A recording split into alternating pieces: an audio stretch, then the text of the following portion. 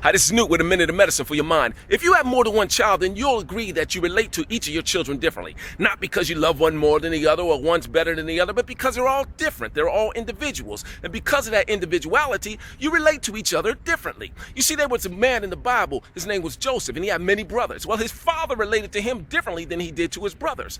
His father saw in him leadership ability and began to point him in that direction, and that's why he made him that coat of many colors. Well, his brothers got jealous and sold him into slavery, and he was eventually lied on and ended up in jail. Well, Joseph waited there until he could possibly make the kind of choices to change his circumstances. So what am I trying to say to you today? It's real simple, see. There's 3 C's that will always affect change in your life. It's the choices you make, the consequences because of those choices, and the circumstances that you might be experiencing at any given time in your life. You see, just like Joseph couldn't change his circumstances, had no control over them because someone had thrown him, sold him to slavery and thrown him into prison, what he did was he made positive choices to make sure that those choices would have positive consequences until he could buy time to change his circumstances. You see, 2 of the 3 C's are always in your control: the choices you make and the consequences because of those choices. So don't wait for change to happen to you.